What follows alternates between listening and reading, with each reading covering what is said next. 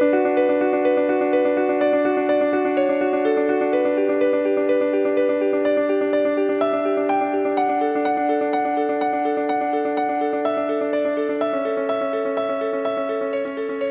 everyone. I'm your host, Andrea Weckerly, and welcome to the Ready Living podcast, where each episode is designed to educate, inspire, and empower you to create the life you want. Thanks for listening, and please remember to subscribe for free on your favorite platform. My guest today is Dr. Hope Ferdowsian. She is a double board certified internal medicine, preventive medicine, and public health physician, author of the book Phoenix Zones, Where Strength is Born and Resilience Lives, and co-founder and president of Phoenix Zones Initiative. She was named a Humanitarian of the Year in the American College of Physicians in 2017. Her work across 6 continents has included the development of medical, public health, and educational resources for non-governmental organizations, national governments, and intergovernmental organizations. Over 2 decades, she has cared for individuals who have experienced displacement and violence, while also working on policy to address structural inequities and human, animal, and environmental exploitation. Hope received her MD from the University of Oklahoma College of Medicine and holds a master's degree in public health from the Icahn School of Medicine at Mount Sinai. She served as faculty at the George Washington University School of Medicine and Health Sciences and Georgetown University School of Medicine, and she now serves as a professor at the University of New Mexico School of Medicine. Welcome, Hope.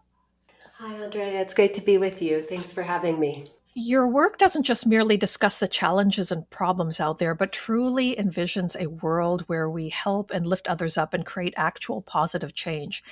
And what's interesting about that is that it's not because you've lived a sheltered existence and are unaware of the harms that occurred. As a human rights physician, for example, you've seen enormous suffering. Yet your work reflects what I would describe as pragmatic optimism and the ability to see real-world answers to serious challenges. In your book's introduction, you talk about growing up on a small farm in Oklahoma, knowing early on that you wanted to become a doctor, and then having your eyes open to a variety of things in college and medical school that eventually led you to straddling the fields of medicine, public health, and ethics.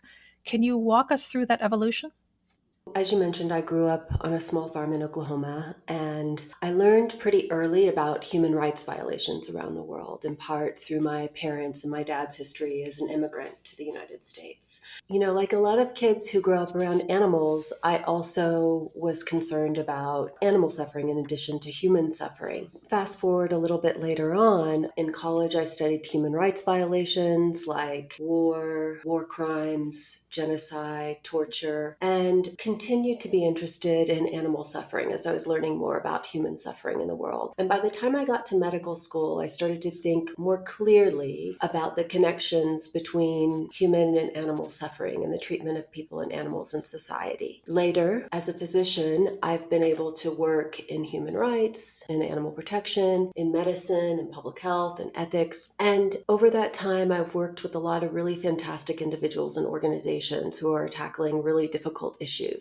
And a lot of that work is siloed. So over time, I also started to think about how that siloed work is critically important, and I continue to do that siloed work with others, but how important it is for us to think about the nexus between the treatment of people, animals, and our shared environments. And that's what ultimately led me to where I am today and to writing the book Phoenix Zones and to co-founding a global nonprofit organization called Phoenix Zones Initiative. I read your book when it came out a couple of years ago, and I think that's when I first got in touch with you, telling you how much I loved it, because it really does straddle what you were describing, the interconnectedness of things. I want to talk about the first chapter of your book, because it opens with the stories of a girl named Ayanna, a dog named Love, a man named Doc, and a woman named Grace that collectively led to the conception of the book and eventually the founding of your nonprofit. Can you tell us about them and also how their stories helped set you on the path where you wanted to understand the links between violence against a variety of different vulnerable populations? Yeah, so I won't do their stories justice, but just briefly, Ayanna was a girl who was forced into marriage with an older man, and she was rescued from that fate by a police officer. And Love was a dog who my colleagues and I found during a trip to Kenya for some human rights work that we were doing. And Love had a broken wire around his neck had been hit by a car, was laying in a median in between two roads, and had bruises and lacerations all over his body and was in shock. And so we stopped to help him in whatever way we could. Doc is a man, a physician, who I met during the course of my human rights work documenting evidence of torture in asylum seekers coming to the United States and seeking asylum. And Grace also was an asylum seeker who I met while doing that work. Doc had suffered, he was imprisoned in Iran after he had spoken out for his colleagues that were being persecuted. And Grace was a woman who fled her home country after she experienced severe sexual violence. And what I came to realize over time is that all four of them shared something, and that was their vulnerability to suffering, their vulnerabilities. We're all vulnerable. We're all vulnerable beings. Biologically, we are vulnerable. We can all become wounded, but there are other forces that make us more vulnerable than others. And so social, economic, legal, political forces that trickle down in the form of what the late physician Paul Farmer called structural violence. And ultimately, those forces were raining down on Ayanna, on Love, on Doc, and on Grace. The other thing that we have in common that all four of them also had in common is that they also had the tremendous capacity for strength and resilience. They were given the opportunity. And in the book, Phoenix Zones, I write about how just like structural violence can trickle down, so can structural resilience. So we can make our social, economic, legal, and political norms and frameworks such that they don't cause suffering, but instead contribute to individual and societal strength and resilience. Thinking about the commonalities across individuals of different nationalities, of different ethnicities, of different genders, and even different species, that's really what formed the basis for the book. In your work, you mention what's called the Phoenix effect in medicine, namely the transformation of despair into hope, and you illustrate that with some examples, almost like a physical and emotional rebirth. And you also describe what you call Phoenix zones, the literal or figurative sanctuaries that embody the core principles of liberty, sovereignty, compassion, justice, opportunity, and dignity for every human and non-human animal, noting that practicing these principles can encourage resilience and broader social change. Can you share some examples of each of these principles? The easiest way to talk about those principles, which often appear rather abstract to us, is to think about Doc and Grace and Love and Ayanna. And liberty is what Doc experienced when he was freed from prison and ultimately when he was granted asylum in the United States. Sovereignty is what Grace experienced when she was free from sexual violence, even though she lived with the medical and psychological consequences of that violence. Dignity and opportunity are what Ayanna experienced when she was rescued by the police officer who stepped in and saw her for who she was and for her self-determined potential. And then I hope compassion is what Love felt when we tried to step in for him and help him. If I remember the story right, Love's last moments were enveloped in love by you and others around him at the time. Isn't that right? Yeah, we picked him up and we took him to a veterinarian. I mentioned he was in shock. I imagine that was a hemodynamic shock because of bleeding and other factors. And we met a veterinarian who was kind enough to meet us at his clinic with his assistant. And we really tried to envelop him with as much love as we could. You know, you look back on those situations and you always think, could I have done something differently? Could I have done better? And I think we all learn from those circumstances.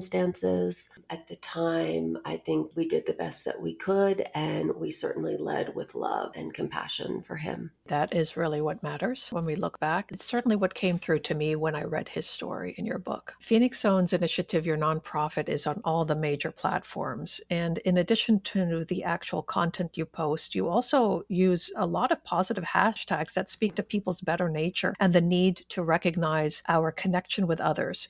Some of the hashtags are global community, global well-being, interconnectedness, compassionate living, universal compassion, compassion for all. Tell us what they mean to you.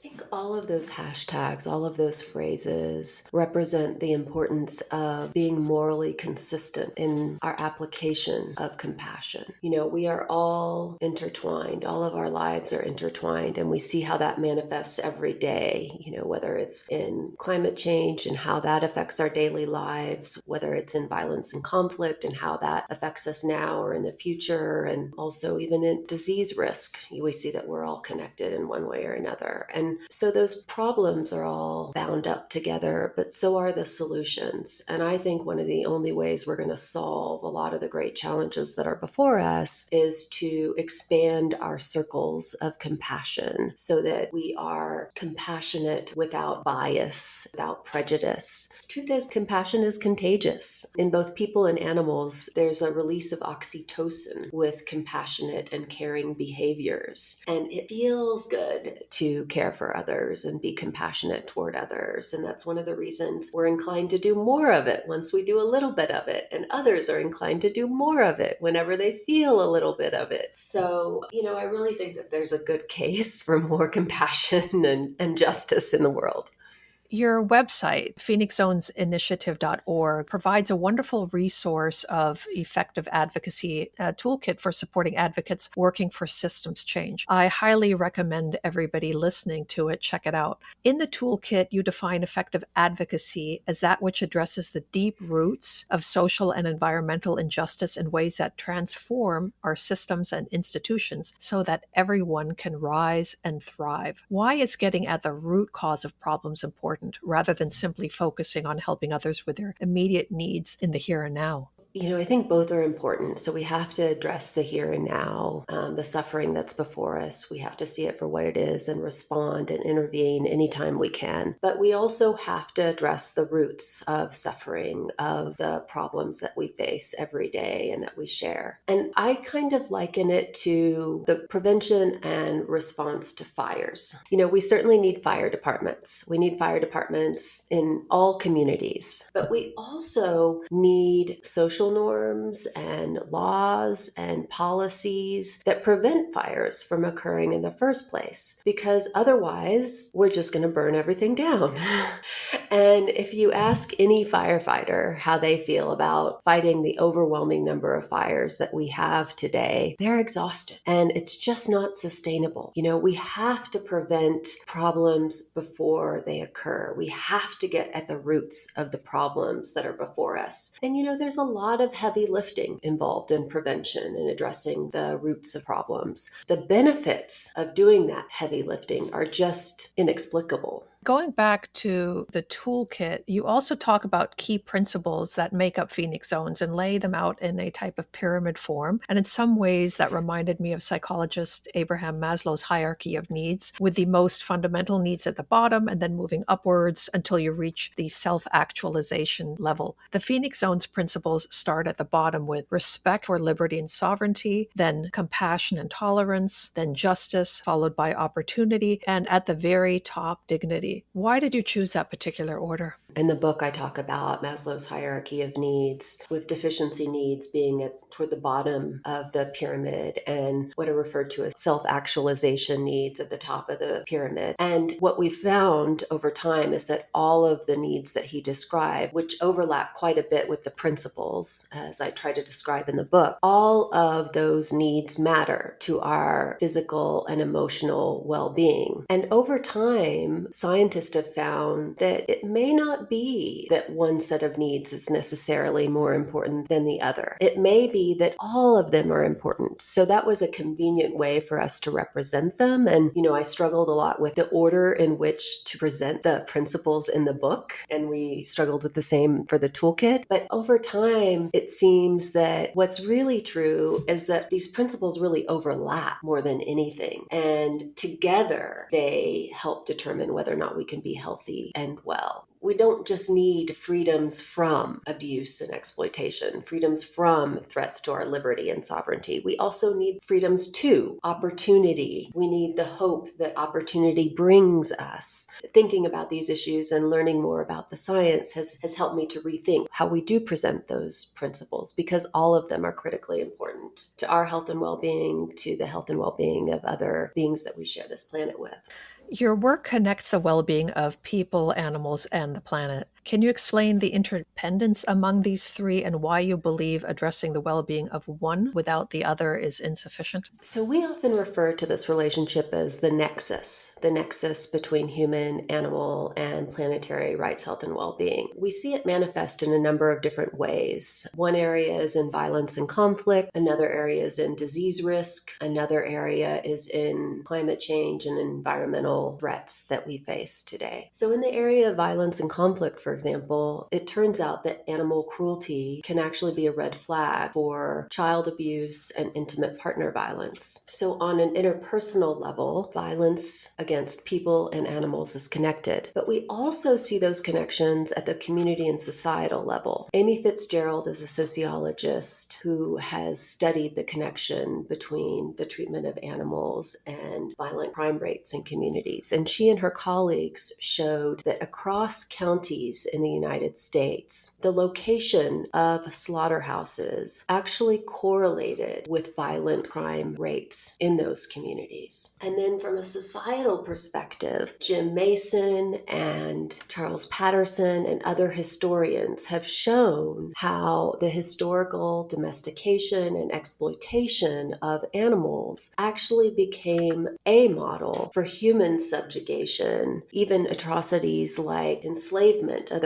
other human beings and genocide and other human rights violations that we see all over the world today still. So, that's one area. Violence and conflict clearly illustrates the connections between the treatment of people, animals, and our shared environments. Another area is in disease risk. We've seen with the COVID pandemic that animal exploitation and the exploitation of their environments, their homes, can also lead to the emergence and reemergence of infectious diseases. So industrial animal farming, the trade of live animals, and even the use of animals in research can actually increase the risk for emerging and reemerging zoonotic diseases, animal-borne diseases. We also see that as animal product consumption rises across the world, we're seeing an increase in heart disease and cancer, two of the biggest killers now in America and increasingly across the globe. Finally, in terms of the connections that we see in terms of climate change and environmental degradation, we know that animal exploitation contributes to greenhouse gas emissions, which obviously contributes to climate change and the floods and the hurricanes, the severity of the floods and the hurricanes and fires that we're seeing today. And then animal exploitation also leads to air, water, and soil pollution, especially through industrial animal farming. We often talk about this nexus, but not only in terms of the problems that have been created by our treatment of our fellow human and non-human beings and the environments that we all share, the ecosystems that we share, but there are also connections to be found in the solutions. If we are going to address violence and conflict, for example, that affects human beings around the world, we also have to address violence against animals. And if we are going to address the risk for disease in human beings, we have to reshape our world so that we are not exploiting animals in the ways that we are, and therefore are able to reduce disease risk, infectious diseases, and chronic non-communicable diseases like heart disease and cancer, for example. And so the list of connections really goes on and on and on. And we work with our partners to address those connections and to identify solutions that lead to a better planet for us and the other beings who share this planet with us. The term natural rights is often used in human rights discourse. How does Phoenix Zone's initiative expand this concept to include both humans and non-human animals? So when we talk about rights at Phoenix Zone's initiative, we're basically talking about life-sustaining needs that human and non-human beings need to be well and to thrive. And what we see when we look at principles that we articulate as rights, like the right to liberty, the right to sovereignty, the right to dignity and opportunity, what we see is that they are actually biological needs. And I go into how they are biological needs from a scientific perspective in the book. When we we don't have access to those needs, to those rights, we can become unwell physically and mentally. And the same is true for other animals. So the recognition of those rights in social, economic, legal, and political frameworks and norms is absolutely critical if we want to create a society that is healthy and well and has individuals in it, human and non-human, who are healthy and well. And I actually think that the fact that those principles that we articulate often as rights, the fact that they are reflected in our modern and ancient philosophical and religious texts, that is really because they are biological needs that are recognized as critical to individual health and wellness and resilience. Before we move on, I want to remind all our listeners out there to subscribe to the podcast so you can continue enjoying hearing from wonderful guests like Dr. Hope Ferdowsian. And now to the next part, which is something that Phoenix Zone's initiative in collaboration with other experts created, and that's the Just One Health framework and the Just One Health impact assessment tool.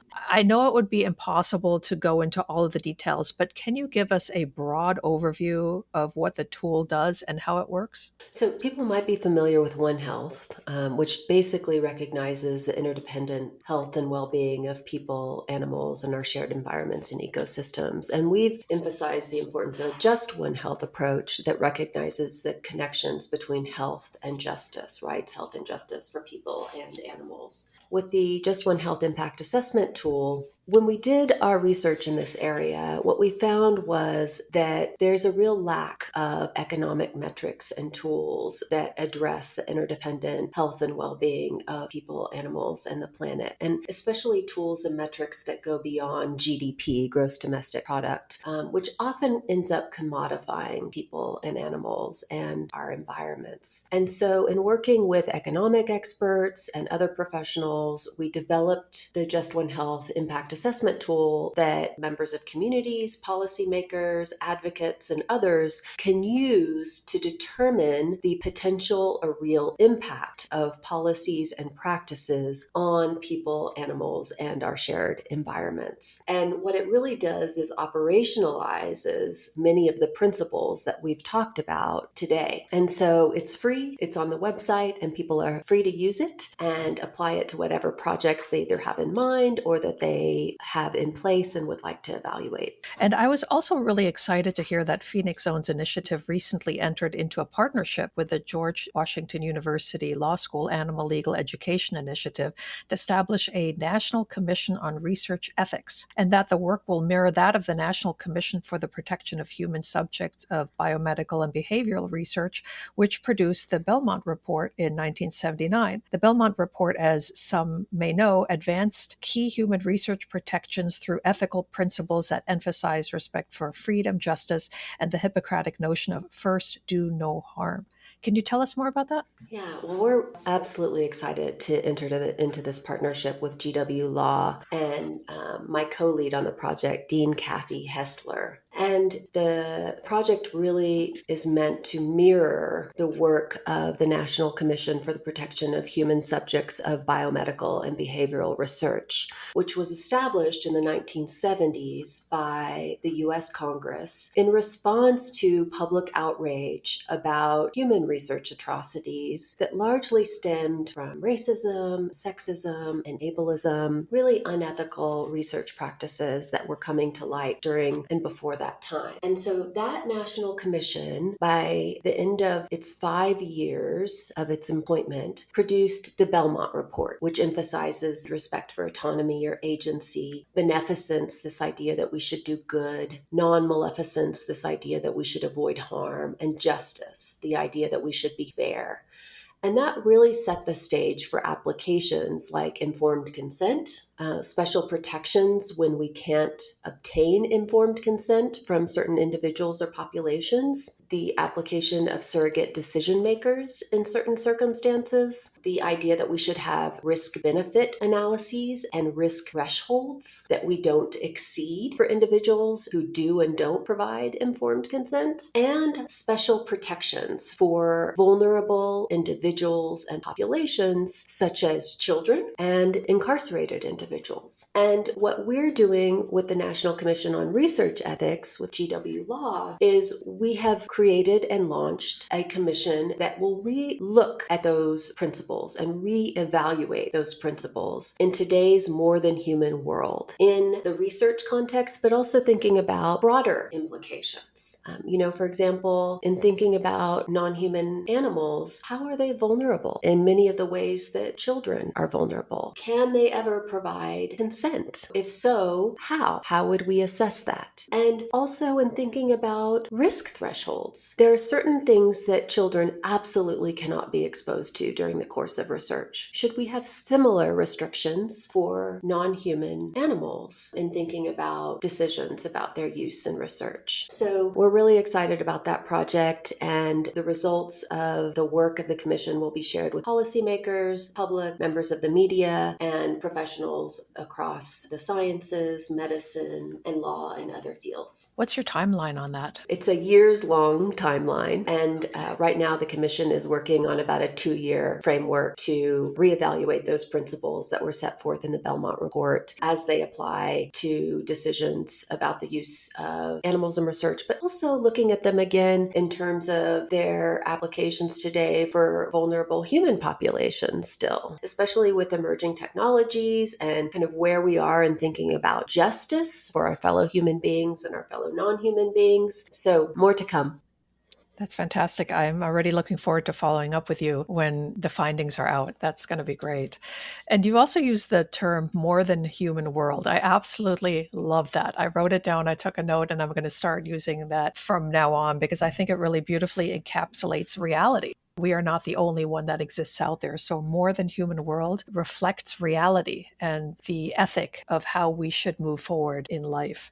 Phoenix Zone's initiative obviously believes in building bridges between traditionally siloed movements. Can you share with us some examples of successful collaborations that have emerged from this approach? Yeah, in almost all of our work, we collaborate with others, other individuals and other organizations. We do that by partnering with other folks in medicine and public health, ethics, human rights, animal protection, environmental protection, conservation. And there are a few examples I can share. One is that we work to affect the implementation of the Sustainable Development Goals that fall under the UN mandate, the United Nations mandate. In all of our work there, both with the NGO Major Group and with other coalitions, we work to ensure that the rights, health, and well-being are incorporated in the implementation of the Sustainable Development Goals. We would like to make sure that the rights, health, and well-being of people, animals, and our shared environments are incorporated in the SDG implementation. And then another area where we collaborate with a lot of different organizations in a lot of different areas is our work on the World Health Organization negotiated Pandemic Prevention and Response Treaty that's under negotiation right now. There, we've worked to influence the legal text of the treaty. We've also led an open letter to Dr. Tedros of the World Health Organization and other world leaders about the need for a just one health approach.